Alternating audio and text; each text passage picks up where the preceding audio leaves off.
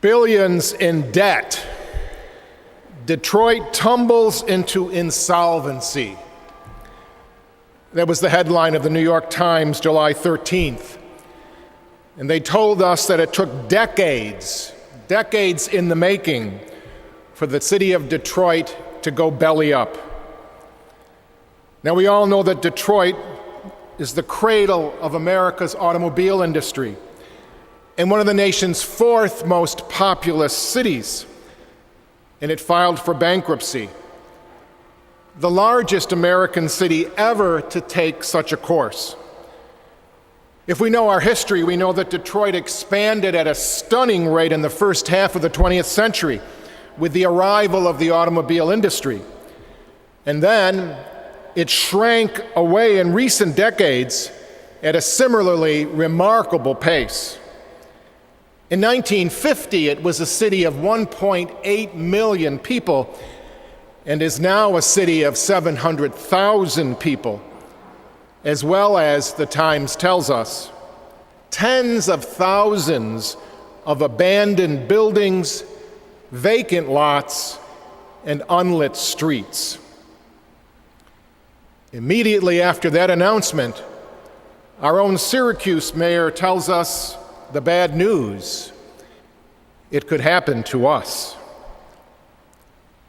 So what's it all about? Perhaps it's about what Jesus is challenging us to in the gospel today. Vigilance, be prepared, awareness. I'm sure there are many complex realities that brought bankruptcy to one of our nation's greatest cities. But each one of us has to ask the question, what is the lesson in this for us? Isn't this what Jesus is constantly warning us of? Complacency. That sometimes we can become all too self-satisfied, too smug, too content, and then the bottom falls out. This happens all too often in so many aspects of our lives. How many times has this happened in marriage? Couples go on for years never being aware of the issues that are seething below the surface, and suddenly wake up one day and discover that there is no marriage. They expected that it would last forever, but their expectations were unrealistic. Or how many times do we spend and spend and spend without vigilance, maybe due to our own entitlement, and all of a sudden there's no money to pay that credit card bill, or the emergency fund is drained because we had to have that latest toy. And Jesus always reminds us and challenges us about our own relationship to God, to pay attention, to be vigilant. Because sometimes when life is good, we can get all too complacent. We don't need God. We don't need to grow in our spiritual lives. Things are good. We'll live forever.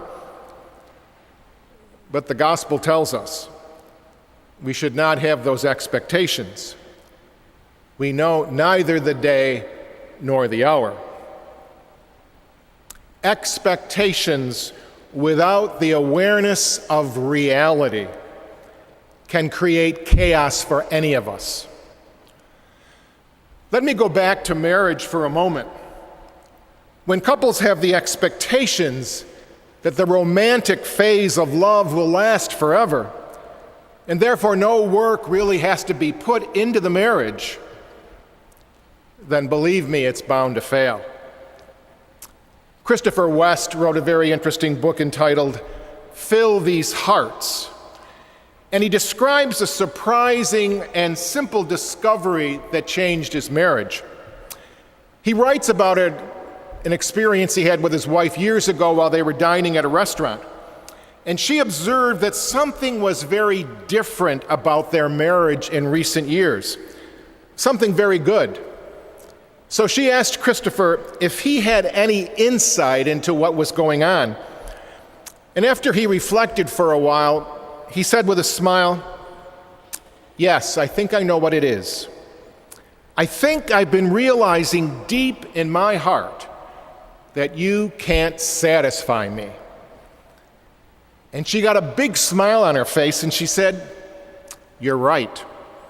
And I've been realizing the same thing. You can't satisfy me either."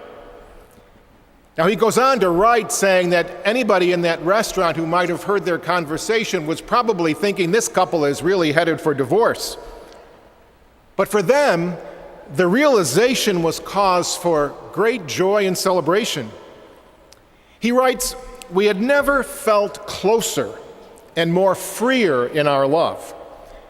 He said, "I love my wife more than words can express, and I know she loves me, but I can't possibly be her ultimate satisfaction, and she can't be mine." And that's why our conversation at the restaurant was a cause for rejoicing. You see, they discovered something very important about their marriage and marriage in general. Only to the degree that they stopped expecting their spouse to fulfill all their needs are they free to really love and see what that marriage really is and accept each other, warts and all, without demanding perfection. And when they are able then to take that ache that we all have for perfect fulfillment, to take that to the only one who really can satisfy that, and that, of course, is God, with the realization that no marriage will ever provide perfect fulfillment. Christopher and his wife realized that it was unrealistic to expect that each could fulfill all the other's needs. So they accepted the realities of life and marriage. They let go of the unrealistic expectations, and they just became vigilant. They became aware of all the work that a good marriage takes. I kind of wonder if the people of Detroit might have lived with the expectations that the auto industry alone would always keep their city vibrant and alive. It doesn't seem that they were vigilant regarding the signs of the times. Did their expectations get in the way of the realities of life? The gospel is all about vigilance this weekend. And each one of us can apply it to so many different aspects of our lives. We can ask ourselves many questions. Are we vigilant about not texting when we drive? Are we vigilant about not being on the phone when we drive, or not drinking before we get behind the wheel? Are we vigilant about the amount and kind of food we put into our bodies? Are we vigilant about the amount of sleep and exercise we get? Are we vigilant about the amount of time that we slow down and just find ourselves in the presence of God, opening up our lives to God's grace and strength? And there are so many other questions that each one of us needs to ask ourselves. Nothing's given. Nothing comes to us on a silver platter. We have to work hard for it. We have to be vigilant and aware and pay attention and be prepared and work at our spiritual lives, at our health, at your marriages, at all of our relationships, at our values. Because it's so easy to grow lax, to become too self-satisfied and too smug. The story of Detroit certainly has parallels for so many aspects of our lives. We certainly can never just stand still. In a positive sense, Detroit has hit bottom and is now facing reality. As the president of Detroit's Chamber of Commerce optimistically noted, the worst thing we can do is ignore a problem. We're finally executing a fix. So we ignore problems at tremendous risk, And we live with unrealistic expectations at tremendous risk and cost. I'm not sure that any of us ever thought that a great American city like Detroit could go bankrupt, but it did.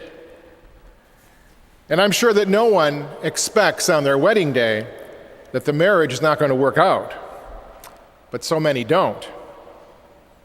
It's all about vigilance and awareness, being realistic with our expectations.